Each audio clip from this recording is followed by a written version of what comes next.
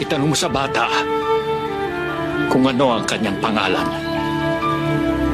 Ay, ayan ako.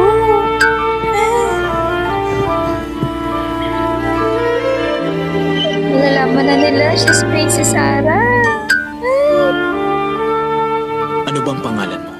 Oy, bunso, tumayo ka muna dyan. Bilan mo muna ako ng mantika sa tindahan at naubusan ako. Hala ka.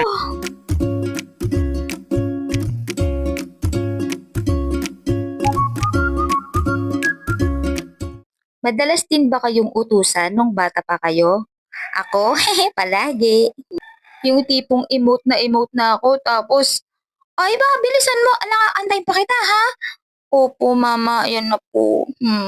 Ang lungkot ko talaga nun pag inutusan ako tapos nanonood ako ng TV kasi hindi ko na makikita yung mangyayari.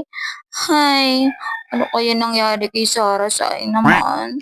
Kasi yung mga palabas sa TV noon, hindi mo rin pwedeng i-post, hindi mo rin pwedeng i-replay, at hindi mo rin pwedeng i-rewind. Tulad ng Princess Sarah, 10:30 AM mo lang siya mapapanood. Kaya noon, tutok na tutok kami sa bawat eksena sa TV. At kapag araw ng Sabado at Linggo, excited ako kasi makakapaglaro ako. Kaya lang. Pasuyo nga, bilan mo kang shampoo. Bunso, pakihanap nga yung nail cutter, hindi ko makita Anak, eh. bunutan mo ako uban.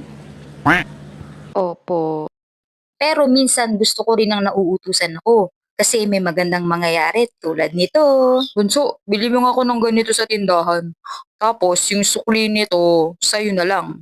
Okay? Uy, sa akin na daw yung sukli.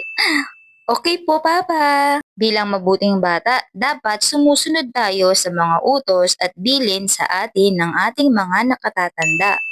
At kung bago ka lang sa aking channel, please subscribe mo naman ako at paki-like and share na rin po ang aking mga videos. Thank you, yehey! And thank you very much for watching. See you again. Bye-bye!